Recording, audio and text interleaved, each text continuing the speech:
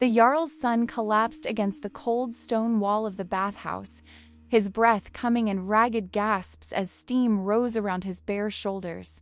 Astrid knelt before him, her hands trembling as she reached toward the linen cloth he clutched against his chest. And for a moment their eyes met in the flickering torchlight.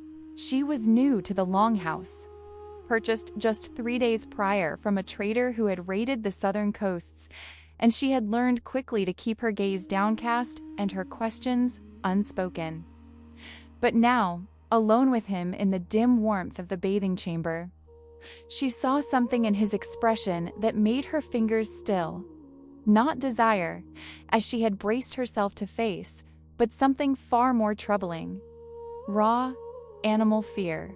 Halvard was 17 winters old, the only surviving son of Jarl Eriksson, who ruled these lands with an iron fist and the blessing of the old gods.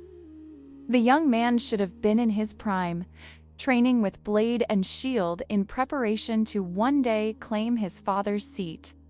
Yet Astrid had watched him these past days, moving through the great hall like a ghost among the living. He barely touched the roasted boar and fresh bread at the evening meals, his pale face drawn tight with what everyone assumed was mere weakness of character. The other thralls whispered that he was cursed with his mother's soft blood, for she had died birthing him, and perhaps the gods had marked him for his failure to save her. The Jarl's warriors openly mocked him during their training sessions, their laughter echoing across the practice yard as Halvard stumbled through basic sword forms that boys of 12 performed with ease. The bathhouse was separate from the main longhouse, built near the hot spring that bubbled up from the earth in a blessing from the fire giants deep below. Astrid had been sent to prepare it for Halvard's evening wash, heating stones until they glowed red and pouring water over them to fill the chamber with thick steam. She had not expected him to arrive so soon, stumbling through the doorway with his face twisted in agony, his fine wool tunic already discarded somewhere along the path. The bronze oil lamps cast dancing shadows across the wooden walls and through the gaps in the roof. She could see the first stars emerging in the darkening sky. Outside, she heard the distant sounds of the feast beginning in the great hall, the clash of drinking horns, the rough laughter of men already deep in their cups, the wailing strings of the skald beginning his evening tallies. Halvard's breathing steadied slightly as the steam worked into his lungs, but Astrid could see the muscles of his jaw clench so tight she thought his teeth might crack. His skin was flushed, whether from the heat or from pain she could not tell, and when he finally let the cloth fall away from his torso, she understood why he had been avoiding the communal bathing that was customary among the Jarl's household. Long, angry welts covered his chest and stomach, some fresh and weeping, others days old and scabbed over. They were not the honorable scars of battle or training accidents. These were wounds inflicted with precision and regularity. And Astrid had seen enough in her short life to recognize the work of someone who knew exactly how to cause maximum pain while leaving no permanent, visible damage. She moved to fetch clean water from the barrel near the door, her bare feet silent on the wooden planks, but Halvard's hand shot out and caught her wrist with surprising strength. His grip was fever-hot, and when she looked into his eyes, she saw something that made her blood run cold. They were glassy, unfocused, as if he were looking not at her, but through her at something only he could perceive. His lips moved, forming words in a whisper too soft for her to hear over the hiss of steam and the crackling of the brazier. She leaned closer, her dark hair falling forward to curtain them both, and finally made out what he was saying. The same 3 words, repeated over and over like a prayer or a curse. They are coming. The door crashed open, and Astrid jerked back so quickly she nearly upset the water barrel. One of the Jarl's warriors stood silhouetted against the evening light. A man named Torsten, whose reputation for cruelty was whispered about even among the thralls who had learned to accept brutality as the natural order of things. He was tall and broad-shouldered, his beard braided with silver rings that marked him as a man of some wealth and standing. His hand rested casually on the pommel of the long seeks at his belt, and his eyes swept the bathhouse with the predatory awareness of a wolf entering a sheep pen. He smiled when he saw Halvard hunched against the wall, a smile that never reached his cold blue eyes, and told the young man that his father required his presence at the feast. Halvard made no move to rise, and Astrid saw his hands curl into fists against the stone. Torsten's smile widened, and he stepped fully into the bathhouse, letting the door swing shut behind him. The temperature seemed to drop despite the steam, and Astrid felt her heart hammering against her ribs as she recognized the particular tension that preceded violence. She had seen it often enough in the trader's ship that had brought her north, that moment when the air itself seemed to hold its breath before the first blow fell. Torsten moved with the casual confidence of a man who had never faced real consequences for his actions. And when he reached down to haul Halvard to his feet, the younger man finally reacted. The scream that tore from Halvard's throat was not human. It was a sound of pure, animal agony that seemed to echo from the very stones of the bathhouse, so piercing that Astrid clapped her hands over her ears and stumbled backward. Torsten released him instantly, his face showing surprise for the first time, and Halvard collapsed forward onto his hands and knees. His back was to them now, and in the lamplight Astrid could see what the steam and shadows had previously concealed. His skin was moving. Not the normal flex of muscles beneath flesh, but something else. A rippling, writhing movement as if living things crawled just beneath the surface. Torsten took an involuntary step back, his hand now gripping his seeks tightly, and Astrid saw fear flash across his weathered face before he mastered it. He spat a curse to ward off evil spirits, the old words that predated even the worship of the Aesir, and backed toward the door. He warned Halvard that if he did not appear at the feast within the hour, the Jarl would come himself to fetch his worthless son. And then he was gone, the door slamming behind him with a finality that seemed to seal them in together. The sounds of the feast grew louder for a moment as the door opened, then muffled again as it closed, leaving only the hiss of steam and Halvard's labored breathing. Astrid knew she should flee. Every instinct screamed at her to follow Torsten out into the cool evening air and lose herself among the other thralls. To pretend she had seen nothing unusual, and pray that no one thought to question her. But something held her rooted in place, perhaps the memory of her own suffering. The helpless terror of being at the mercy of forces beyond her control or understanding. She had been 14 when the raiders came to her village, burning the small timber church her father had helped build, and putting everyone who resisted to the sword. She had watched her mother fall with an arrow in her throat, had seen her younger brother dragged away screaming, and in the 2 years since she had learned that the world was full of horrors both mundane and inexplicable. She approached Halvard slowly, as one might approach a wounded animal, and spoke his name softly. He did not respond, remaining hunched on all fours with his head hanging low, his breath coming in harsh pants that sent ripples across the thin layer of water on the floor. She could see his back clearly now, and what she saw made her stomach twist with a mixture of revulsion and unwilling fascination. The skin was covered in raised patterns that looked almost like runes, but they moved and shifted even as she watched, forming symbols that hurt her eyes to focus on. They glowed faintly with a sickly greenish light that reminded her of foxfire in the deep woods, and where they touched his flesh, the skin was inflamed and weeping clear fluid. Astrid had heard tallies of such things, whispered by the old women of her village, who still remembered the ways before the new god came from across the sea. They spoke of cider, the dark magic practiced by those who bargained with forces that dwelt in the spaces between the 9 realms.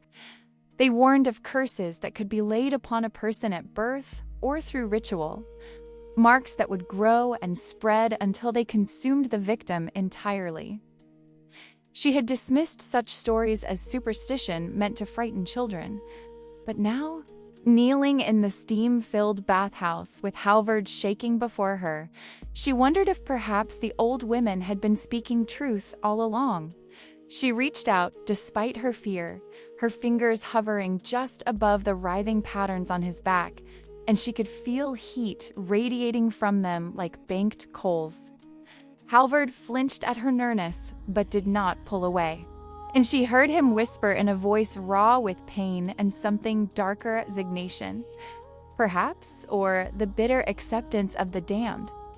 He told her that it had started 3 months ago, just after the spring thaw, when his father had brought him to the ancient stone circle in the high meadow to perform the rites of manhood. The Jarl had drawn the sacred signs in his blood and called upon Odin, All's father, to make his son strong, to burn away the weakness that plagued him and forge him into a warrior worthy of his lineage. But something had gone wrong. Halvard did not know if his father had spoken the words incorrectly, or if some other power had answered the call instead of the Lord of Ravens. But when he had awakened the next morning in his sleeping chamber, his back had been covered in markings that burned like acid. They had grown worse with each passing day, spreading slowly across his skin, and with them came visions, terrible, fragmentary images of things that should not exist in Midgard or any of the 9 realms. He saw vast, writhing shapes moving in darkness deeper than the void before creation, heard voices that spoke in languages that predated human thought, and felt the touch of something vast and incomprehensibly alien brushing against his mind like a spider's web across his face. The pain was constant now, Halvard explained in that same dead voice, growing worse as the sun set each evening and the boundary between worlds grew thin. He had tried to hide it, binding his torso tightly with linen wrappings and claiming illness to avoid the communal bathing, but he could feel whatever dwelt in the marks spreading through him like rot through timber.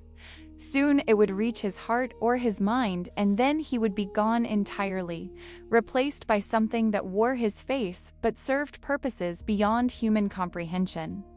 He had considered taking his own life, throwing himself from the cliff where his mother was said to have loved to watch the sunset, but even that escape was denied him.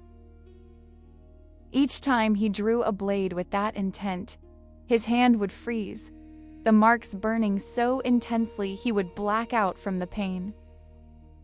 Astrid felt something shift in her chest as she listened. Not pity, exactly. For she had learned that pity was a luxury slaves could not afford, but rather a grim recognition of shared circumstance. They were both prisoners in their own ways, both marked by forces beyond their control, both surviving day by day in a world that had shown them only cruelty and indifference. She told him that in her village there had been a woman, old beyond reckoning, who had been said to know the hidden paths and the forgotten words. She had died when the raiders came, burned alive in her small hut on the edge of the forest, but Astrid remembered some of what she had taught the village children during the long winter nights. She rose and moved to the corner of the bathhouse where herbs hung drying from the rafters, yarrow for wound healing, meadowsweet for pain, and something else she had noticed when she first entered to prepare the bath. A bundle of dark, twisted roots that smelled of earth and decay, marked with symbols that were not Norse, but something far older. She had thought them strange at the time, but had assumed they were merely some northern herb she did not recognize.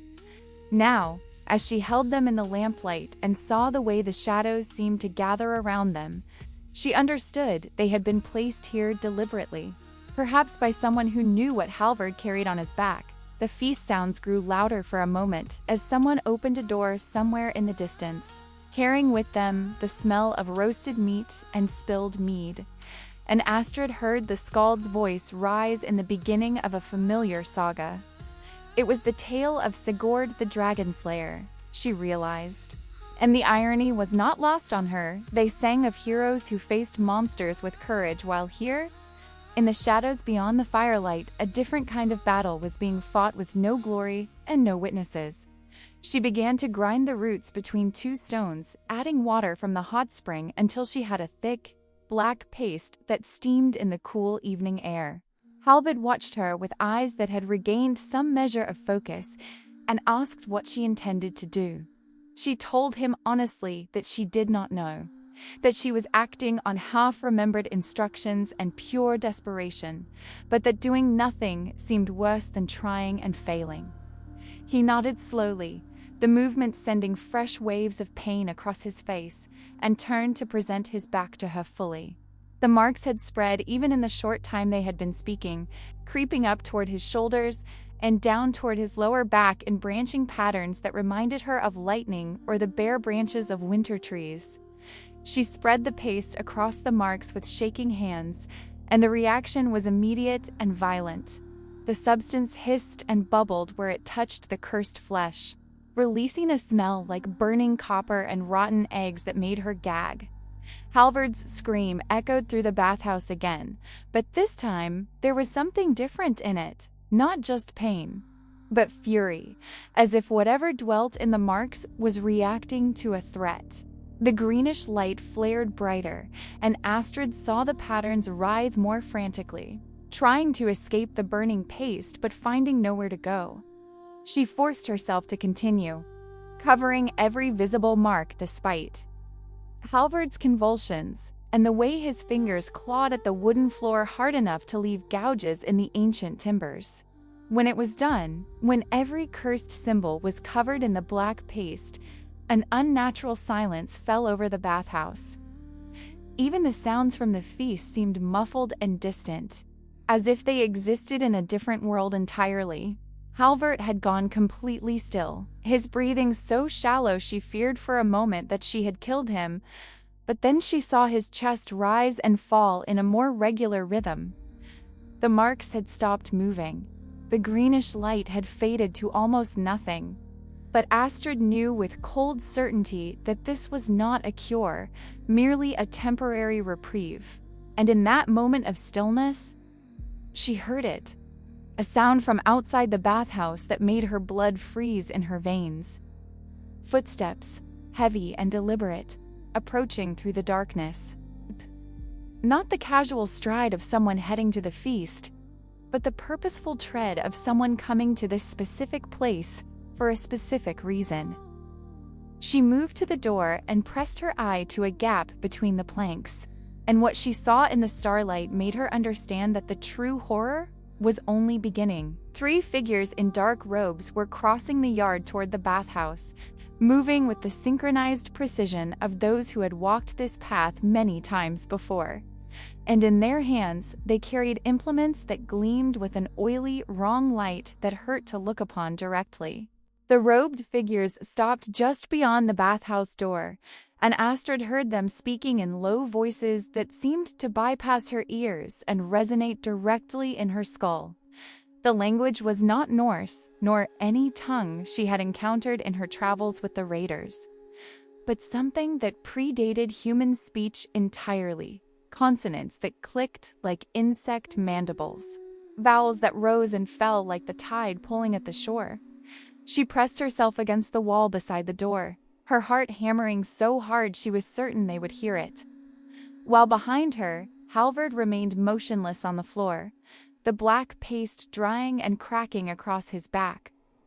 The eldest of the 3 spoke with a voice that carried the weight of years beyond mortal reckoning. And though Astrid could not understand the words, she grasped their terrible meaning through some deeper, more primal channel of comprehension. They had felt the disturbance, the interference with their work, and they had come to correct it.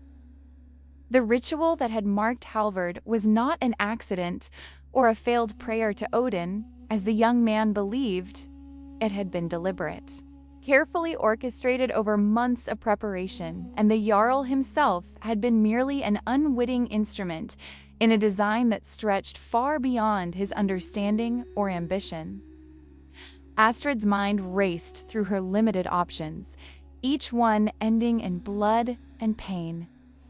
If she remained silent, they would enter and find both of them, and she had no illusions about what would follow. If she called out for help, The feast-drunk warriors might come, but by the time they arrived, she and Halvard would already be dead or worse. The only weapon within reach was a small bronze knife used for trimming wicks on the oil lamps. Barely longer than her palm, but her fingers closed around its worn handle nonetheless. She had killed before once in the chaos of the raid on her village. When a man had cornered her in the smoking ruins of her home, she remembered the way the wood axe had felt in her hands. The resistance of flesh and bone, the hot spray of blood that had painted her face and hair. She could do it again if necessary, though 3 armed sorcerers seemed far beyond her capabilities. The door latch began to lift from the outside, its leather hinges creaking in the stillness. And Astrid felt time slow to a crawl as she prepared to sell her life as dearly as possible. But before the door could open fully, a sound erupted from the direction of the great hall that shattered the night's tension like a stone through ice. It was the Jarl's voice, raised in drunken fury, bellowing for his son to present himself immediately or face consequences that would make the boy wish for death. The robed figures froze, and Astrid heard rapid, hissing conversation between them. After a moment that stretched like years, the door latch settled back into place, and the footsteps retreated across the yard in the direction they had come. Astrid remained pressed against the wall, counting her racing heartbeats, until she was certain they had truly gone. When she finally moved to look at Halvard, she found him awake and aware, his eyes tracking her movements with an intelligence that had been absent earlier. The paste had hardened completely now, forming a dark shell across his back that cracked slightly when he shifted his weight. He pushed himself slowly to a sitting position, wincing but no longer screaming, and told her that he had heard everything through a haze of pain and fever. The knowledge that his father had deliberately cursed him, even unknowingly, even in pursuit of making him stronger, struck deeper than any physical agony the marks had caused. They sat in silence for a moment, 2 young people marked by different forms of bondage, both understanding that they stood at a crossroads that would determine the shape of their remaining days. Halvard finally spoke, his voice rough but steady, explaining that they had very little time. His father's patience had limits, and when it was exhausted, Torsten or one of the other warriors would be sent to drag him bodily to the feast. The robed figures would surely be waiting for such an opportunity, positioned where they could continue their work without further interference. He asked Astrid what she had heard in her village about such curses, whether the old woman had spoken of ways to break them or only ways to slow their progress. Astrid closed her eyes, reaching back through years of memory to winter nights by dying fires, when the old woman had spoken of things that existed in the spaces between the worlds. She had said that curses of this nature were rare but not unknown, that they required anchors in the physical world, objects or places that bound the magic to its victim and could not be simply wished away or burned off with paste made from roots and desperate hope. The anchor could be anything, she had explained, a carved runestone buried beneath a threshold, a lock of hair hidden in a small leather pouch, a symbol drawn in blood on the underside of a sleeping bench. Without finding and destroying the anchor, the curse would continue to grow and spread, regenerating even after seeming defeat. Halvard's expression darkened as he absorbed this information, and he told her that he knew where to look. The stone circle where his father had performed the ritual was ancient beyond memory, a place where the boundaries between realms were thin enough that even mortals could feel the weight of unseen presences. The standing stones bore carvings that predated the Norse by centuries or millennia, symbols that seemed to shift and change when viewed from different angles.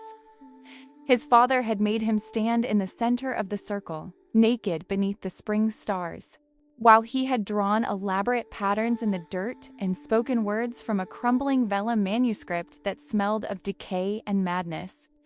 The manuscript itself might be the key, Halvard reasoned, if it still existed and had not been destroyed or hidden away. His father kept his most treasured possessions in a locked chest in his private chamber, the same room where he had slept beside Halvard's mother during the brief year of their marriage before she died giving birth. The Jarl was particular about that chamber, allowing no one to enter it without explicit permission, and even the most trusted thralls were forbidden from cleaning there. Whatever secrets it contained, they were guarded with a jealousy that bordered on obsession, and Halvard had long suspected that his father's grief had curdled into something darker and more twisted during the lonely years since his wife's death. The sounds from the great hall had taken on a more raucous quality, and through the gaps in the bathhouse walls, they could see torchlight dancing as warriors stumbled between buildings in various states of intoxication.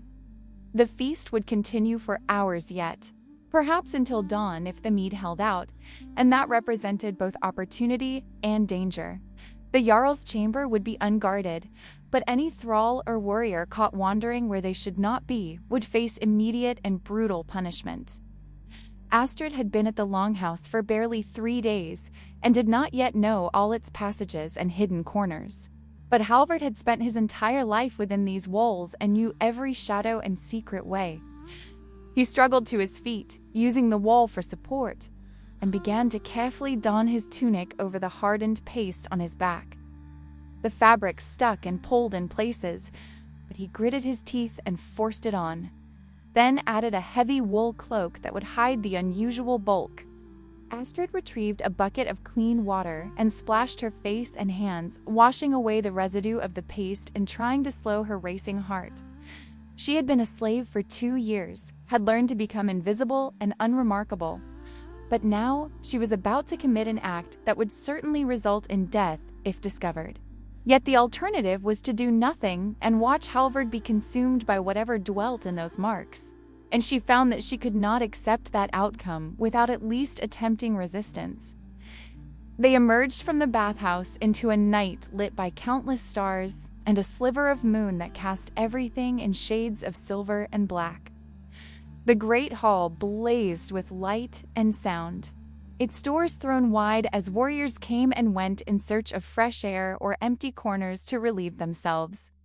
The skald's voice rose and fell in complicated patterns, weaving the tale of some ancient hero whose name Astrid did not catch. Smoke from cooking fires and torches hung in the air, mixing with the smell of roasted meat and spilled alcohol to create an atmosphere thick enough to taste. No one paid attention to a young thrall and the Jarl's disappointing son as they moved along the shadowed edge of the compound, 2 more figures among many in the chaos of the feast. The Jarl's personal chamber was attached to the side of the great hall, but accessible through a separate entrance. A heavy oak door reinforced with iron bands and fitted with a lock that would have looked more appropriate on a treasure vault. Halvard produced a key from inside his tunic, a piece of worked iron that his father had given him years ago with stern instructions, never to lose it or abuse the privilege it represented. The old man had been drunk when he gave it, maudlin with grief and mead, rambling about how Halvard should understand his father's sacrifices and the burdens of leadership. The boy had nodded and accepted the key, not understanding then what manner of secrets might lie behind that locked door. The key turned with a soft click that seemed impossibly loud in the night, and the door swung inward to reveal darkness relieved only by starlight filtering through a small window set high in the wall. Astrid followed Halvard inside, pulling the door closed behind them, and they stood for a moment letting their eyes adjust to the gloom. The chamber smelled of old leather and aged wood, with undertones of something medicinal or herbal that she could not quite identify. As shapes resolved themselves from the darkness, she saw that the room was surprisingly spare, sleeping bench piled with furs, a single chest at its foot, a small table with a bronze oil lamp, and on the wall, weapons and shields that gleamed dully in the faint light. Halvard moved to the chest with the certainty of someone who knew exactly what he sought, kneeling before it and working another, smaller key into its lock. The lid opened with a groan of aged hinges, and Astrid leaned closer to see what lay within. The chest was deeper than she expected, packed with objects that spoke of a life lived in pursuit of power and glory. There were silver arm rings and elaborate brooches, chainmail shirt folded carefully and wrapped in oiled cloth, several fine swords with hilts wrapped in worn leather, and beneath it all, a collection of items that made the hair on her arms stand up despite the mild night. They were bones wrapped in rotting cloth, their surfaces carved with symbols that hurt to look at directly. A small wooden box containing teeth, not human teeth, she realized after a moment, but something else. Something that suggested a jaw too wide and filled with too many points. A drinking horn bound with silver that felt wrong somehow, its surface seeming to shift and writhe in the dim light, though it remained perfectly still. And at the very bottom, wrapped in what might once have been silk, but had deteriorated to gossamer threads. A manuscript bound in leather that was definitely not cowhide or goatskin. Halvard lifted the manuscript with trembling hands, his face pale in the starlight, and carried it to the small table. Astrid followed with the oil lamp, using a striker from her belt to light its wick and illuminate the pages as he opened them with the care reserved for holy relics or deadly poisons. The vellum was ancient, its edges crumbling slightly at his touch, and the writing upon it was dense and crabbed, switching between multiple languages and alphabets without warning or pattern. Some sections were in Norse runes, others in Latin script, and still others in symbols that predated both and belonged to civilizations whose names had been forgotten before. Rome was even conceived.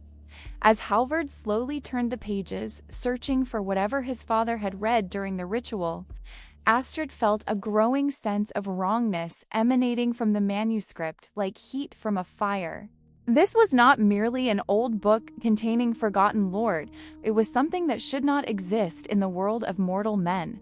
Something that carried within its pages a fraction of the chaos and madness that existed beyond the boundaries of the 9 realms. The old woman in her village had spoken once of such things. Grimm was written by those who had peered too long into the void and brought back knowledge that corrupted everything it touched. Halvard found the page he sought and went completely still, his finger tracing lines of text that seemed to squirm away from his touch like living things. His lips moved silently as he read, and Astrid saw his expression shift from confusion to horror to a kind of bleak understanding that was worse than either. When he finally looked up at her, his eyes were haunted by knowledge he wished he could unknow. The ritual his father had performed was not a prayer to Odin at all, he told her in a voice barely above a whisper. It was a summoning, an invitation extended to entities that dwelt in the spaces between stars, beings that existed outside the normal flow of time and causality, and hungered for entry into realms of solid matter and comprehensible physics. The manuscript promised power beyond mortal reckoning to those brave or foolish enough to open themselves as vessels for these entities. It spoke of warriors who could not be killed, of strength that made Thor's might seem like a child's tantrum, of knowledge that would make Odin's ravens weep with envy. But there was a price, always a price, and the text was quite clear about what it entailed. The vessel would be consumed slowly from within, their mind and body gradually replaced by something else. Something that wore their face, but served purposes incomprehensible to human understanding. The process took months, perhaps a full turn of the seasons, and by the end, nothing of the original person would remain except, perhaps, a fragment of memory that the new inhabitants might use to better deceive those who had known them. Astrid felt her stomach turn as the full implications of what she was hearing settled over her like a burial shroud. The Jarl had not been trying to strengthen his son, he had been trying to sacrifice him, to transform him into a living gateway for something that should never touch Midgard. Whether the old man knew the full truth of what he was doing, or had been deceived by the manuscript's promises of power, the result was the same. Halvard was being consumed, his humanity eaten away bit by bit. And the 3 robed figures were servants or worshippers of whatever entities waited on the other side, tending to the transformation and ensuring it proceeded without interference. The question now was whether the process could be reversed or at least halted before it reached the point of no return. Halvard continued reading, his finger moving faster now, searching through pages of dense text and disturbing illustrations that depicted transformations too horrible to comprehend. Near the end of the relevant section, he found a passage that might have been instructions for breaking the connection, though it was written in such oblique and metaphorical language that interpretation was difficult. It spoke of anchors that bound the vessel to the entities beyond, physical manifestations of the contract that had been agreed upon, and suggested that destroying these anchors might sever the link before consumption was complete. The stone circle, Halvard concluded, must contain such an anchor likely carved into or buried beneath one of the standing stones during the ritual. But identifying which stone and locating the specific anchor would be difficult and dangerous, particularly if the robed figures were watching the site. They would need to approach carefully, probably at night when the boundaries were thinnest and the entities beyond had the most influence, but also when detection would be easier to avoid. And they would need to move quickly, for Halvard could feel the marks stirring beneath the hardened paste, probing at the barrier she had created and beginning to find ways around or through it. A sound from outside made them both freeze. Footsteps approaching the chamber door, heavy and uneven, with drink, but purposeful nonetheless. Astrid extinguished the lamp with a quick breath, plunging them into darkness, and Halvard carefully closed the manuscript and returned it to its wrapping. They worked with desperate speed to replace everything in the chest exactly as they had found it, conscious that even the slightest displacement might be noticed by someone as paranoid as the Jarl. The footsteps grew louder, accompanied now by voices, and Astrid recognized Torsten's rough baritone punctuated by the Jarl's deeper rumble. The lock began to rattle as someone worked a key into it from outside, and Halvard grabbed Astrid's arm and pulled her toward the only possible hiding place, the space behind the sleeping bench, wedged between it and the wall. They pressed themselves into the narrow gap just as the door swung open and torchlight flooded the chamber, casting dancing shadows across walls that suddenly seemed far too close. The Jarl entered first, his large frame swaying slightly, followed by Torsten, who carried the torch and wore an expression that combined satisfaction with anticipation of violence to come. The Jarl moved to his chest and opened it without bothering with the lock, and Astrid realized with cold certainty that they had failed to secure it properly in their haste. If he noticed, if he suspected someone had been rifling through his possessions, they would die here in this chamber and their bodies would be fed to the pigs or burned on a pyre with no honor and no remembrance. She felt Halvard's body pressed against hers in the cramped space, felt his heart hammering as hard as her own, and she knew that this moment balanced on a knife's edge that could fall either way with the slightest breath. The Jarl's massive hands disappeared into the chest, moving with the surety of someone who knew every item by touch and position. Astrid held her breath as he pulled out the silk-wrapped manuscript, unwrapping it with surprising gentleness for a man known to snap necks with casual violence.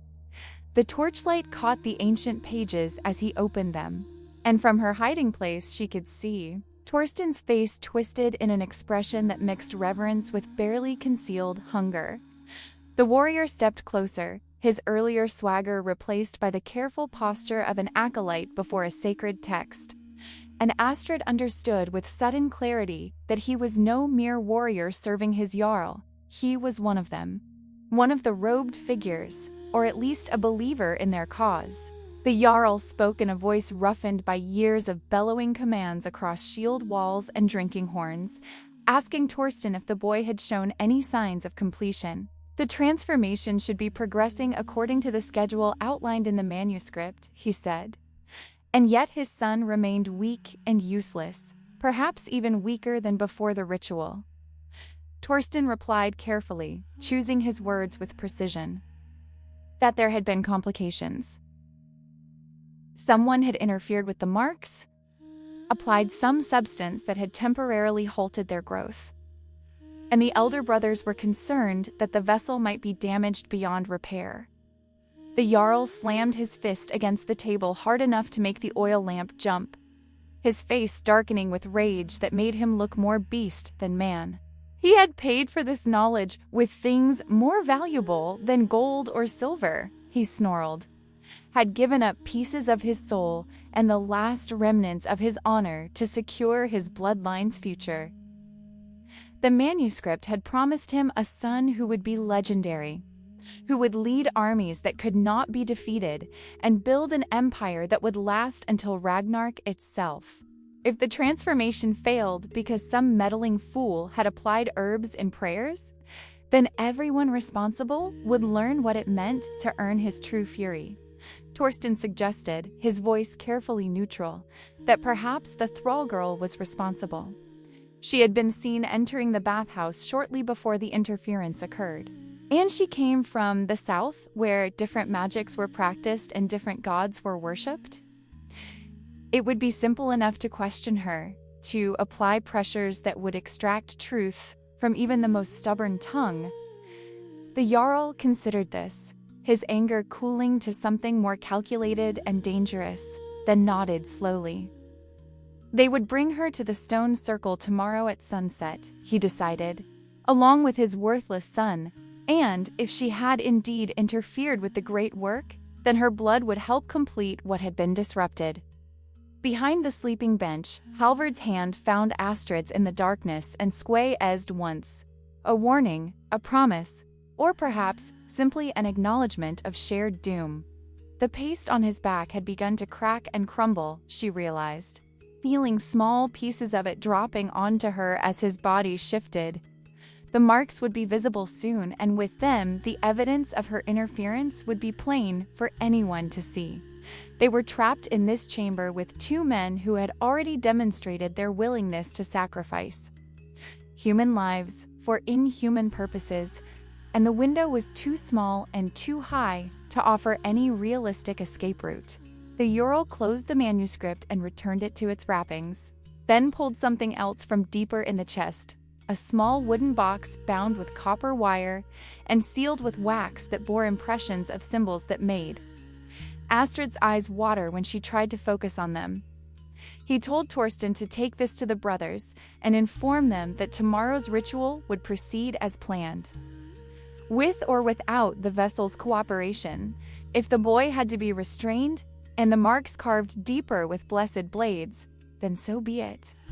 The entities beyond were patient, but not infinitely so, and the window for completing the transformation would not remain open much longer.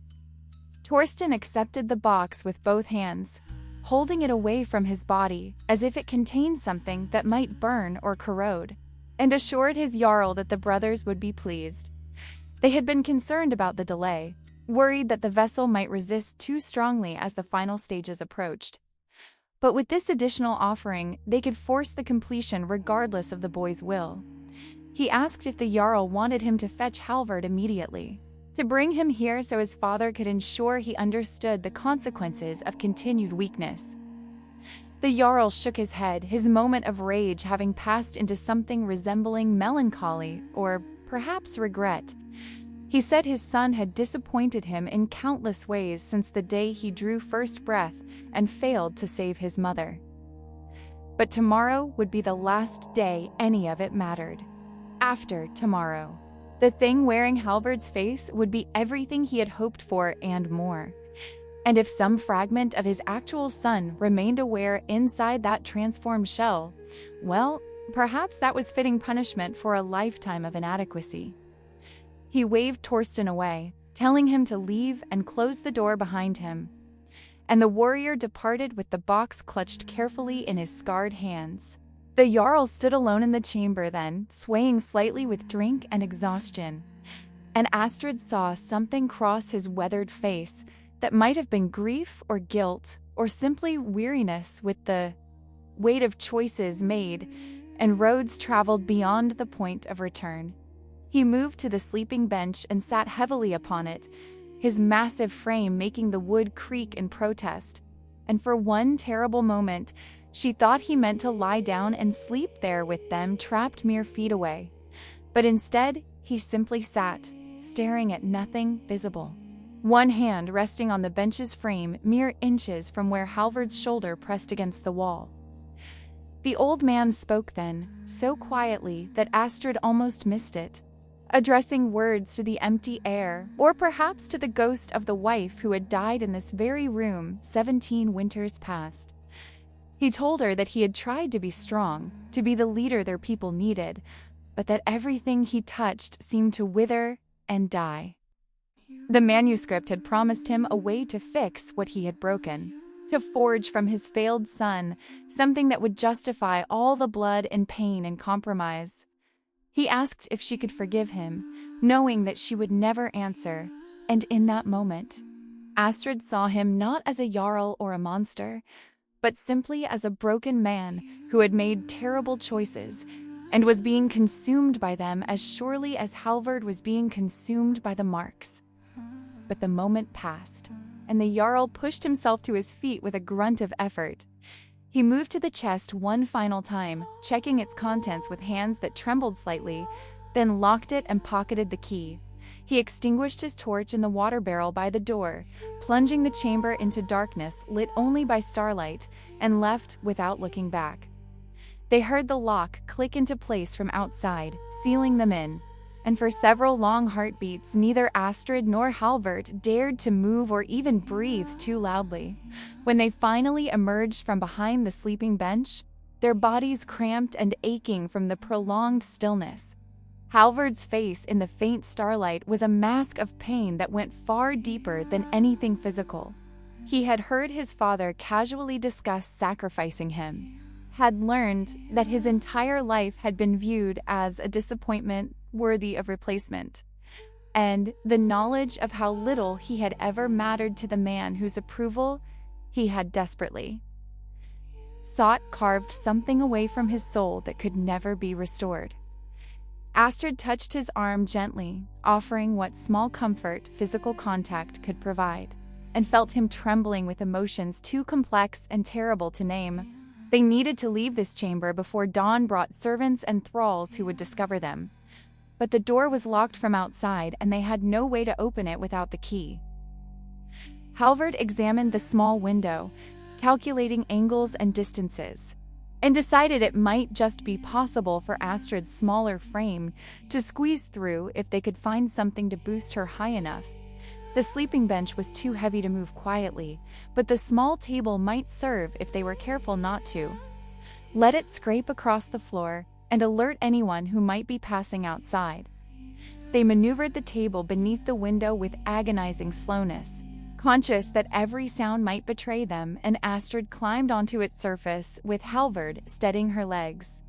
The window was barely wide enough for a child, and she was nearly 17 now with a woman's shape, but fear and desperation made people capable of extraordinary contortions. She pushed her head and shoulders through first, the rough stone scraping skin from her arms, and then twisted and wriggled until her hips cleared the frame. For one heart-stopping moment she was stuck, balanced precariously half in and half out, before gravity claimed her and she tumbled forward to land in a heap on the ground outside. The fall knocked the wind from her lungs and left her gasping in the dirt, but nothing seemed broken beyond perhaps her dignity. She pushed herself up and looked back at the window, seeing Halvard's pale face framed in the opening, and knew immediately that he would never fit through an opening that had barely accommodated her smaller frame. He knew it too, accepting it with the weary resignation of someone who had already faced too many impossibilities this night. He told her to go, to lose herself among the other thralls and claim ignorance if questioned. But she shook her head with stubborn determination. She would go to the stone circle, she told him in a harsh whisper. Would go now under cover of darkness while the feast continued and most of the compound slept in drunken stupor. If the anchor was there as the manuscript suggested, perhaps she could find and destroy it before dawn brought the planned ritual. It was madness, she knew. A slave girl alone in the night attempting what trained sorcerers had spent months preparing, but the alternative was to wait helplessly for the sunset and whatever horrors it would bring. She asked him where exactly the circle lay, what landmarks would guide her to it in the darkness. Halvard gave her directions in clipped, precise terms, describing the path that led from the compound's north gate up through the pine forest to the high meadow, where the stones had stood since before the Norse came to these lands. The circle consisted of 13 stones, he told her, each taller than a man and carved with symbols that seemed to move in peripheral vision. The central stone was the largest, split down the middle by some ancient force or perhaps deliberately cleaved in half, and it was before this stone that his father had drawn the ritual patterns in the dirt. If there was an anchor, logic suggested it would be located there at the heart of the pattern. But he warned her that the brothers, as Torsten had called them, would likely be watching the site. They seemed to possess awareness beyond normal human senses, knowing when their work was disturbed even from distance. She would need to approach carefully, perhaps not entering the circle itself, but examining it from the surrounding forest, looking for any signs of recent excavation or disturbance. And if she found the anchor, destroying it might not be as simple as breaking or burning it. Such objects were typically protected by their own small magics, traps for the unwary. Astrid nodded understanding, though her heart quailed at the thought of what she was about to attempt. She had survived this long by keeping her head down and her ambitions limited to simply seeing another sunrise. But that calculus had changed. Perhaps it was foolishness, or perhaps something nobler that she could not quite name.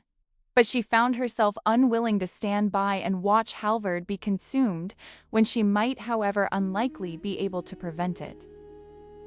She asked if there was anything he could tell her about the robed brothers, any weakness or habit that might help her avoid detection. Halvard thought for a moment, his mind clearly working through memories and observations, despite the pain that still radiated from his back. He told her that they seemed to be most active during the hours just before dawn and just after sunset, times when the boundaries between worlds grew thin according to the old beliefs. During full daylight and deep night, they were less present, though never entirely absent.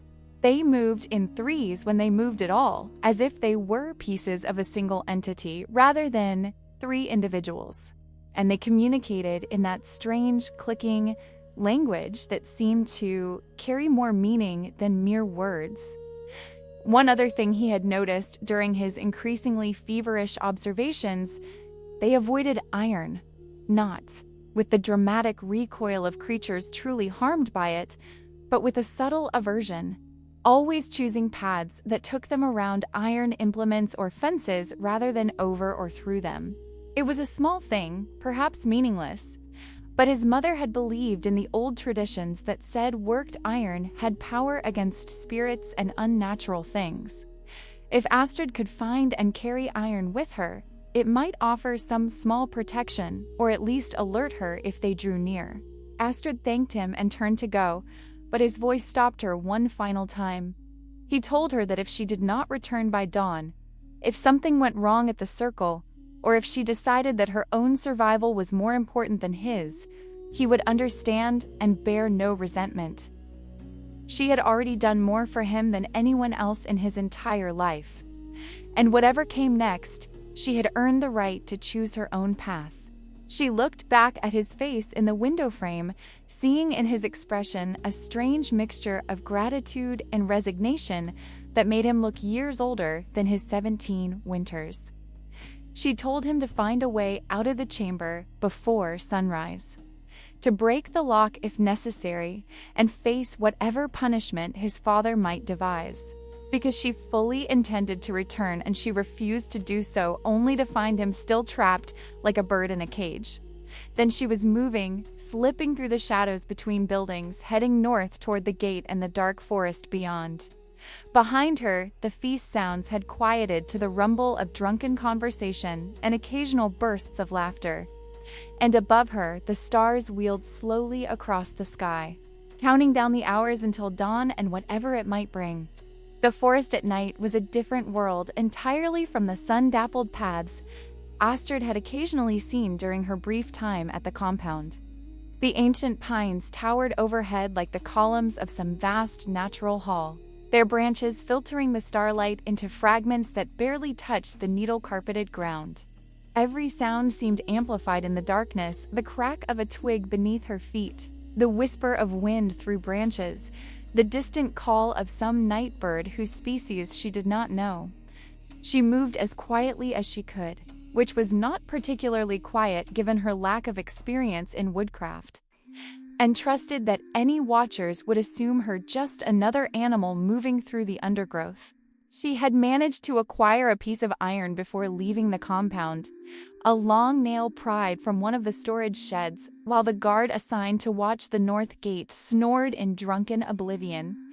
It was a crude weapon at best, barely longer than her palm and rust spotted with age. But its weight in her hand provided some psychological comfort, if nothing else.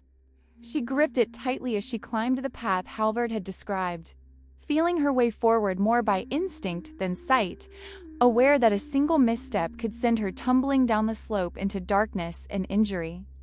The forest gradually thinned as she gained elevation, the pines giving way to lower scrub, and then to the windswept grasses of the high meadow.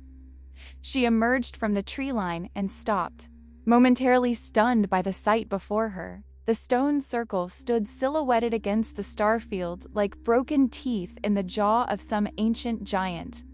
The stones were even larger than Halvard had suggested, each easily twice the height of a tall man. And they radiated an aura of vast age and purpose that made her skin prickle with instinctive unease. This was a place where the old powers still held sway, where the gods and spirits that had ruled these lands before human memory were not forgotten, but rather sleeping, waiting for circumstances to wake them. She circled wide around the stones, staying low in the grass, examining the site from every angle before committing to closer approach. The central stone was indeed split, as Halvard had described. A great vertical crack running its full height as if some titan had struck it with a hammer, or perhaps as if something had burst forth from within. The ground before it showed signs of recent disturbance patterns traced in the dirt that had been partially obscured by windblown grass but were still visible to careful observation. She saw symbols that reminded her of the marks on Halvard's back, the same writhing, impossible geometry that hurt to examine directly. But more concerning than the patterns were the three figures she could now see standing among the stones, positioned at equal distances around the circle's perimeter. They wore the same dark robes she had glimpsed earlier, hoods drawn up to shadow their faces, and they stood so perfectly still that for a moment she wondered if they were actually carvings or dolls rather than living beings. But then one of them moved, a small shift of weight from foot to foot, and she saw the robes ripple in the night breeze. They were real, and they were waiting, just as Halvard had warned. Though whether they expected her specifically, or were simply maintaining their eternal watch, she could not tell. Astrid lay flat in the grass, barely daring to breathe, and considered her options. Direct approach was clearly impossible. They would see her the moment she stepped from cover, and she had no illusions about her ability to fight or outrun them. But the manuscript had spoken of anchors, physical objects that bound the ritual to its victim, and such objects had to be somewhere within or near the circle. Perhaps buried beneath the central stone, as Halvard had guessed, or perhaps hidden in plain sight as part of the carvings themselves. She began to crawl, moving with agonizing slowness through the grass, angling to approach from the side where the land sloped slightly and offered marginally better cover. The iron nail remained clutched in her right hand, its edges biting into her palm, while her left hand felt the ground ahead for obstacles or pitfalls. The robed figures remained motionless, and she wondered if they ever grew tired or bored of their vigil. or if they were beyond such human limitations. The way they stood suggested something not quite alive in the ordinary sense, more like shells, inhabited by purpose rather than consciousness, animated by will rather than muscle and blood. It took her what felt like hours, but was probably only minutes to reach a position perhaps 20 paces from the nearest stone. Close enough to see details, but still hopefully far enough to avoid immediate detection. From this vantage, she could observe the carvings more clearly, and what she saw made her blood run cold. The symbols were not merely carved, but seemed to have been burned or melted into the stone, the grooves glowing with that same sickly greenish light she had seen on Halvard's back. They pulsed slowly, rhythmically, like the beating of some vast and alien heart, and she realized with dawning horror that the stones themselves were alive in some incomprehensible way. Movement caught her attention. One of the robed figures had turned its head slightly, as if listening to something she could not hear. For a moment she feared discovery, but then she heard it too, footsteps approaching from the direction of the compound. Heavy and purposeful despite the late hour, she pressed herself even flatter against the ground as 3 more figures emerged from the tree line. These ones unrobed and immediately recognizable. The Jarl led the way, his bulk unmistakable even in starlight, with Torsten flanking him and a third warrior she did not recognize bringing up the rear. They were carrying something between them, a body wrapped in cloth that struggled weakly against its bonds. Even from distance, Astrid could see the distinctive pattern of Halvard's movements, the particular way his shoulders twisted when he fought against restraint. And she realized with sick certainty that her attempt to help him escape the chamber had been discovered. Perhaps he had tried to break the lock and been heard, or perhaps a servant had entered unexpectedly and found him there. However, it had happened. He was now being brought to the stone circle hours ahead of the sunset schedule, and she was out here in the darkness with no way to help him and no idea what to do. The Jarl and his men carried Halvard to the central stone and dumped him unceremoniously at its base, then stood back as the 3 robed figures converged from their positions around the circle's perimeter. They formed a triangle around the bound figure, and even at distance, Astrid could feel the power gathering in the air like the pressure before a lightning strike. The Jarl spoke to them, his words carrying clearly in the night silence, asking if they had what they needed to complete the work, despite the early timing. One of the robed figures, the eldest, judging by the slow, careful way it moved, responded in that clicking, incomprehensible language. And somehow, the Jarl seemed to understand. He turned to Torsten and spoke rapidly, giving instructions that Astrid could not quite make out. And the warrior nodded and departed back down the path toward the compound. The Jarl and the remaining warrior began to gather materials from the edge of the clearing dried wood that had been stacked there previously. Bundles of herbs whose sharp scent carried even to Astrid's hiding place, and other items she could not identify in the darkness. They were preparing for a ritual, she realized, one that would presumably complete the transformation that had been temporarily delayed by her interference. The robed figures had turned their attention to Halvard, and she saw them produce long, curved blades that reflected starlight with an oily sheen. They were going to cut him, she understood. Were going to carve the marks deeper into his flesh and force the completion through pain and blood rather than the slower corruption that had been underway. She thought of the manuscript's promises of power beyond mortal reckoning, of the price that would be paid, and knew that if she did nothing, Halvard would be lost forever, not killed, but replaced, his body puppeted by something that should never walk in the world of men. She searched desperately for any sign of the anchor, any object or marking that stood out from the general wrongness of the site, but everything seemed equally corrupt and alien. The carved stones pulsed with their greenish light. The ground itself seemed to writhe slightly as if something moved beneath its surface, and the patterns drawn in the dirt shifted and changed when she tried to focus on them. How was she supposed to identify a specific anchor when the entire circle had become a doorway between worlds? Then she saw it, a small carved stone no larger than a child's fist, partially buried in the dirt directly before the split central stone. It was easy to overlook among the drawn patterns, but something about it caught her eye. Perhaps the way the greenish light seemed to pulse more strongly from it than from the surrounding area. As she watched, one of the robed figures bent and sprinkled something over it, liquid that smoked and hissed when it touched the carved surface and the symbols on Halvard's back, visible through the torn wrappings that had bound him, flared bright enough to make him scream through whatever gag they had placed in his mouth. The anchor. It had to be. The connection was too obvious to be coincidence. They fed power to the small stone, and Halvard's marks responded immediately. If she could destroy it, break the link it represented, perhaps the transformation could be stopped, or at least disrupted long enough for escape to be possible. But reaching it would require crossing 20 paces of open ground in full view of 5 men and 3 things that might once have been men, but were now something else entirely. She looked down at the iron nail in her hand, its rust-spotted surface suddenly seeming pathetically inadequate for the task before her, and made a decision that was either suicidally brave or simply suicidal.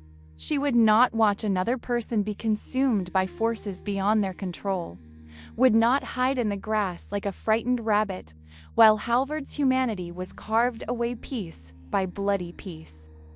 If she died in the attempt, at least she would die having tried to resist the darkness rather than submitting to it. Astrid pushed herself to her feet, the movement drawn immediate attention from the warriors and the robed figures alike, and began running toward the central stone with the nail gripped in her fist like a dagger.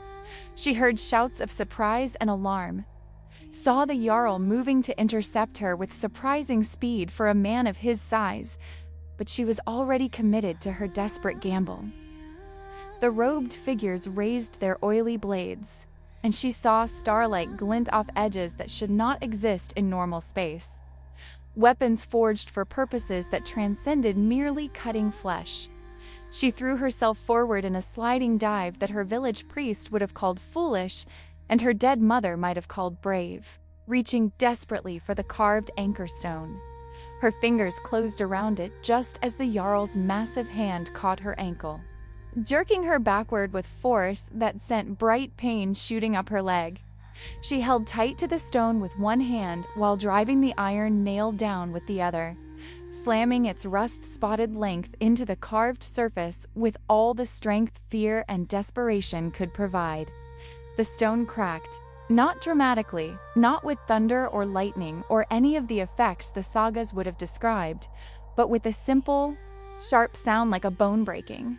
The greenish light that had pulsed from it flared once, impossibly bright, and then went out entirely. The effect was immediate and catastrophic. The patterns drawn in the dirt began to writhe more frantically, smoke rising from them as if they were burning from within. The carved symbols on the standing stones flickered and dimmed, their steady pulse becoming erratic and uncertain. And Halvard screamed again, but this time it was different, not a sound of pure agony, but something that contained notes of relief, or perhaps release. The 3 robed figures turned as one toward Astrid, and she saw beneath their hoods for the first time what had once been human faces rendered into something else by prolonged exposure to things not meant for mortal eyes.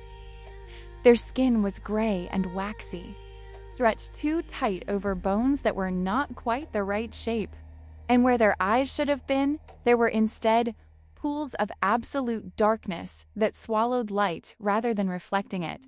They moved toward her with mechanical precision, blades raised, and she knew she had perhaps seconds before those weapons found her flesh and taught her what true pain really meant. Halvard was moving too.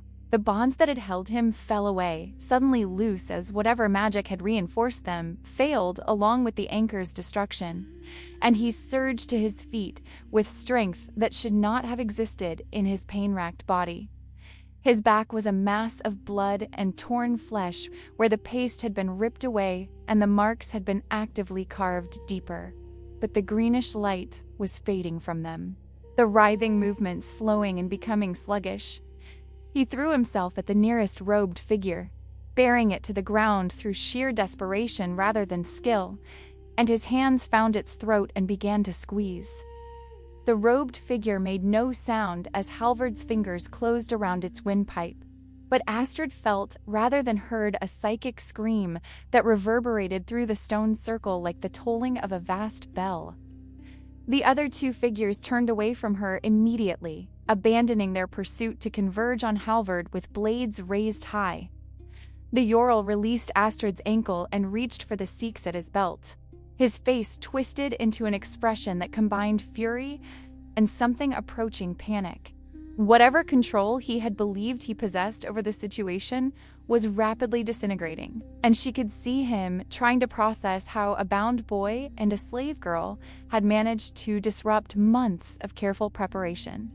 Astrid rolled away from the Jarl's reach and scrambled to her feet, her ankles screaming protest but still functional. The broken anchor stone lay in the dirt where she had dropped it, its two pieces separated cleanly as if it had been deliberately crafted to split at that exact point. The greenish light had faded entirely from its surface, leaving only ordinary gray rock carved with symbols that now seemed inert and powerless. But the effect of its destruction continued to spread through the circle like ripples from a stone thrown into still water. The carved standing stones were cracking, fine lines appearing in their ancient surfaces as whatever force had been contained within them began to escape or dissipate. The ground itself had begun to shudder slightly. The vibration felt through the soles of feet rather than heard, and Astrid wondered if they had inadvertently triggered something worse than the original transformation. Perhaps the anchors were not merely connections, but also seals, holding back powers that should not be released into the mortal world. Perhaps in breaking one, they had opened a door that would not easily close. The eldest robed figure had pulled Halvard off its companion and thrown him aside with strength that belied its withered appearance. The young man hit the split central stone with sickening force and slumped to the ground, momentarily stunned or worse. His back left a dark smear on the stone's surface, blood mixing with the carved symbols there, and Astrid saw those symbols pulse once with renewed light as if drinking in the offering. The figure turned toward her then, its empty eye sockets fixed on her face, and she understood that it meant to finish what the failed transformation had started. Not using Halvard as a vessel now that the anchor was broken, but perhaps creating a new vessel from whatever materials were available. She ran, not away from the circle, but toward it, gambling that direct confrontation was the last thing they would expect from a thrall girl, armed with nothing but a rust-spotted nail and desperation. The robed figure's blade came down in an arc that would have split her skull if she had still been standing where it expected. But she was already past it, sliding in the wet grass toward where Halvard lay unmoving. She grabbed his arm and shook him roughly, calling his name, and was rewarded by a groan that indicated life if not consciousness. His eyelids fluttered, and she saw his gaze try to focus on her face before sliding away into the middle distance where shapes moved that should not exist in three-dimensional space. The Jarl was shouting something, calling for Torsten, who had not yet returned from whatever errand had taken him back to the compound, ordering the remaining warrior to seize both the slave and his useless son. But the warrior seemed reluctant to approach the center of the circle, his eyes wide and white-rimmed with fear that transcended mere concern for personal safety. He had seen what Astrid had seen, the way reality itself seemed to flex and bend around the split stone, the way the air shimmered as if heated by invisible fires, the way sounds came from directions that did not properly exist. The robed figures converged again, moving with that unsettling synchronization that suggested shared consciousness or purpose. They no longer held their blades, but instead had their hands raised and moving in complicated patterns that left trails of darkness hanging in the air.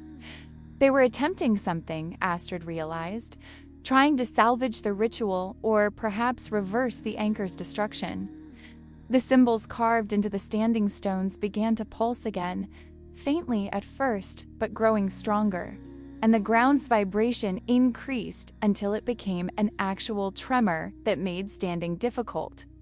Halvard's hand suddenly closed on her wrist with bruising strength, and his eyes snapped open with an awareness that had been absent moments before. He told her they needed to leave immediately, that what the figures were attempting would succeed if given enough time, but would also require blood to fuel, specifically the blood of those who had broken the anchor in the first place. The circle was designed to be self-repairing, he explained in a voice rough with pain and revelation, and the manuscript had contained warnings that attempting to destroy an anchor would simply trigger alternative methods of completion. But as they struggled to rise, supporting each other's weight, Astrid saw something that changed her understanding of the entire situation. Among the carved symbols on the split central stone, partially hidden by darkness and Halvard's blood, was a name written in runic script. She recognized it because it was the same name carved above the door of the Jarl's private chamber. The name he had whispered to the ghost of his dead wife, Ingrid. The ritual had not been designed for Halvard at all, or at least not originally. It had been crafted for someone else. Someone who had died 17 years ago, giving birth to the boy they now attempted to sacrifice. The implications crashed over her like a wave. The Jarl had not been trying to strengthen his son or create a weapon, he had been trying to bring back his wife, to anchor her spirit or some fragment of it to Halvard's body as a vessel for her return. The transformation was supposed to replace the son with the mother, giving the Jarl back what he had lost while simultaneously erasing his greatest disappointment. But something had gone wrong. Or perhaps the entities that answered the ritual's call had different ideas about what form the returned wife should take. She told Halvard what she had realized, speaking rapidly as the robed figures continued their dark working and the standing stones began to lean inward like trees in a strong wind. He stared at the name carved on the stone, seeing it for the first time, or perhaps finally understanding its significance, and something broke in his expression that was more profound than mere pain or betrayal. His entire life had been lived in the shadow of a mother he never knew, blamed for her death by a father who could not accept that loss. And now he learned that even his own flesh was not truly his own, but merely a placeholder for someone else's return. The Jarl had moved closer during this exchange, near enough that they could see his face clearly in the pulsing light from the stones. Astrid expected rage or violence, but instead she saw tears tracking through the dirt and blood that spattered his weathered cheeks. He told them in a voice stripped of its usual authority that they did not understand, could not comprehend what it was to lose the only person who had ever truly known him. Ingrid had seen past the warrior and the leader to the man beneath, had loved him despite his flaws and his darkness, and when she died, something essential had died with her. The manuscript had offered him a way to fix what the gods had broken, to reverse the cruel bargain that had taken his wife and left him with a son he could not bear to look at without remembering everything he had lost. Halvard pulled himself fully upright, using the split stone for support, and faced his father with blood streaming down his back and his voice steady despite everything. He told the old man that Ingrid would have been horrified by what he had done, that the woman he remembered would never have wanted her son sacrificed to fuel her impossible return. Whatever might come through that ritual, whatever might wear her face and speak with her voice, it would not truly be her, just another puppet for forces that cared nothing for human love or loss. The Jarl's face hardened at these words, grief transforming back into the familiar mask of anger that had defined him for 17 years. He grabbed Halvard by the throat, his massive hand nearly encircling the young man's neck entirely. and slammed him back against the stone hard enough to crack ribs. He told his son that he had no right to speak of sacrifice or loss, that everything the boy had ever possessed or experienced had been purchased with Ingrid's blood. If returning her required Halvard's flesh as payment, then that was only fair repayment for the debt the boy had incurred by drawing his first breath. Astrid moved without thinking, driven by the same desperate instinct that had carried her into the circle in the first place. She still held the iron nail. Though what good a nail would do against a man 3 times her weight and forged in battle, she could not imagine. But as she raised it, intending to drive it into the Jarl's arm or shoulder, or anywhere that might make him release his choking grip on Halvard, she saw the robed figures react. They turned as one, their empty eye sockets fixed on the nail, and for the first time she saw something approaching fear in their inhuman postures. She remembered Halvard's observation about iron, about how the figures avoided it with subtle but consistent aversion. An understanding crashed through her like lightning. The nail was not a weapon against flesh, it was a weapon against what the robed figures had become, against the corruption that had transformed them from men into servants of things beyond comprehension. Iron worked by the hands of men, shaped with purpose and will, carried power in these old places where the boundaries between worlds grew thin. It was a symbol of human craft and human stubbornness, a declaration that some things belonged to the mortal realm and would not be surrendered without resistance. She thrust the nail toward the nearest robed figure, not striking, but simply presenting it like a ward or a holy symbol, and watched it recoil from the simple, worked metal as if she had brandished burning coals. The figure's clicking voice rose in pitch and speed, and its companions joined in what might have been communication, or might have been something more like the distress call of hive insects. The standing stone's pulse faltered, the inward lean reversed slightly, and Astrid felt the pressure in the air decrease marginally. The Jarl saw her movement and released Halvard, turning to face this new threat to his ritual. But before he could close the distance, something crashed through the underbrush at the clearing's edge. Torsten, returning from his errand, but not alone. He had brought others with him, warriors and thralls both, perhaps roused by the tremors that were now strong enough to be felt throughout the compound.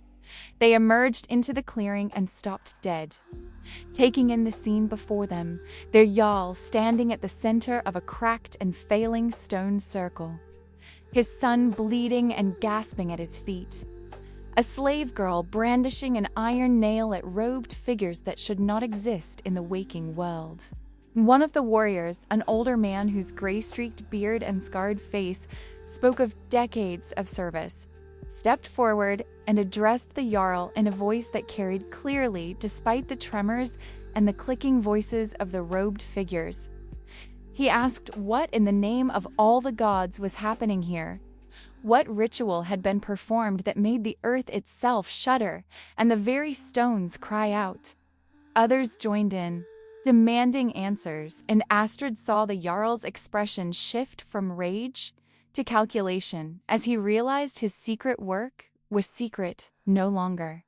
Torsten tried to explain, speaking rapidly of ancient power and necessary sacrifice, but his words fell on ears made deaf by fear and confusion.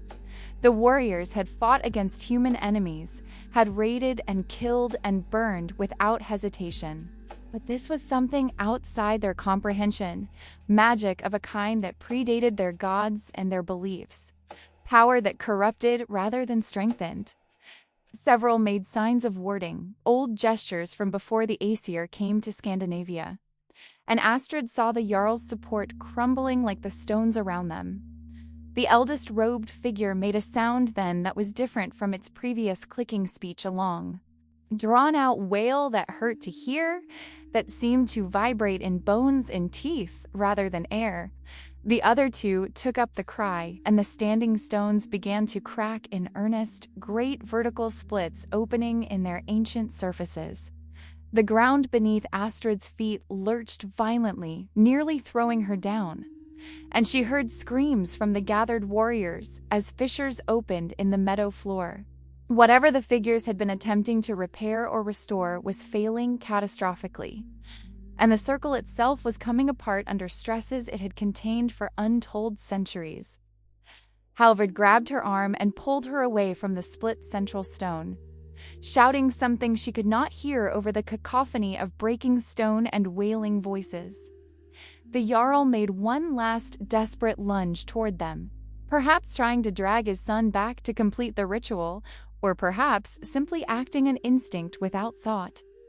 But the ground opened between them, and he stumbled backward. The robed figures had begun to change, their forms becoming less solid and more suggestion, as if they were fading from this reality into whatever space they truly inhabited. The gathered warriors were running now, fleeing back toward the tree line and the supposed safety of the compound, their courage broken by phenomena beyond their training or belief.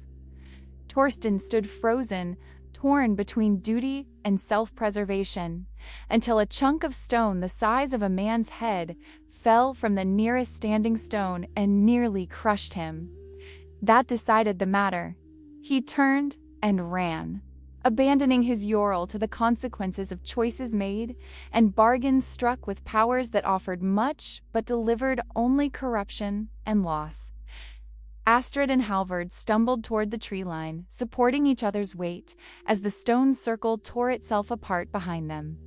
The central stone split widened further, and through it Astrid thought she saw something moving, vast shapes that existed in dimensions not properly accessible to human eyes.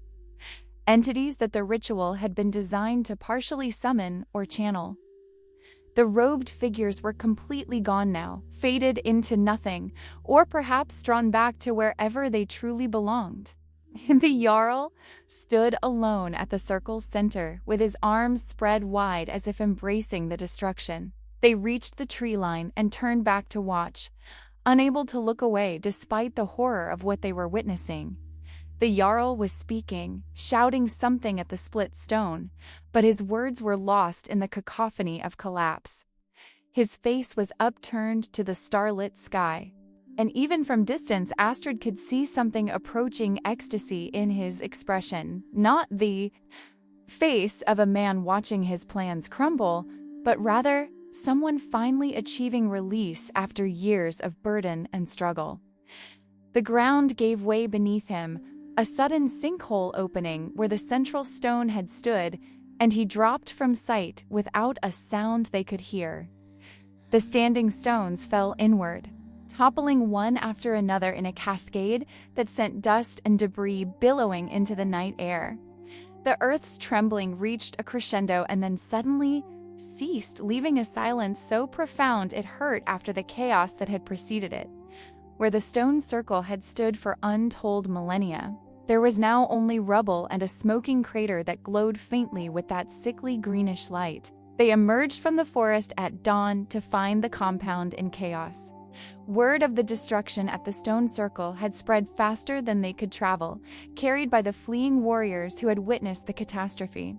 Groups of people stood in the yard speaking in low, urgent voices, casting worried glances toward the high meadow where smoke still rose in thin columns against the lightning sky. No one seemed certain what had happened or what it might mean, but the absence of their Jarl was noted and feared by all who depended on his strength and leadership for their security. Astrid and Halvard moved through the confusion like ghosts, largely unnoticed amid the greater concerns that preoccupied everyone's attention. They made their way to the bathhouse, which stood empty and cold with its fires long since burned out, and Halvard collapsed against the same wall where Astrid had first truly seen the marks that had nearly consumed him. His back was a ruin of torn flesh and blood, the symbols carved deep by the robed figures, but no longer glowing or moving. They looked now like what they were: simple wounds, painful and dangerous to infection, but no longer gateways for things beyond mortal comprehension. Astrid fetched clean water and cloth, working with gentle efficiency to wash away the blood and dirt that covered his back. The paste she had applied earlier had been scraped away entirely, but its purpose had been served. It had bought them enough time to reach the stone circle and break the anchor before the transformation became irreversible. She could see where the marks had begun to spread beyond their original boundaries, tendrils reaching toward his shoulders and spine. But those extensions were already fading, as if the flesh itself rejected them now that their supernatural source had been severed. She asked him how he felt, a question that seemed almost laughably inadequate given everything they had experienced, and he laughed without humor. He told her that he felt raw, scraped hollow like a gourd cleaned out for storage. But underneath the pain and exhaustion there was something else, a lightness, perhaps, or simply the absence of the constant pressure that had been building in his mind for months. The visions had stopped, he explained. The fragmentary images of impossible geometries and vast writhing shapes that had haunted his waking moments and poisoned his dreams.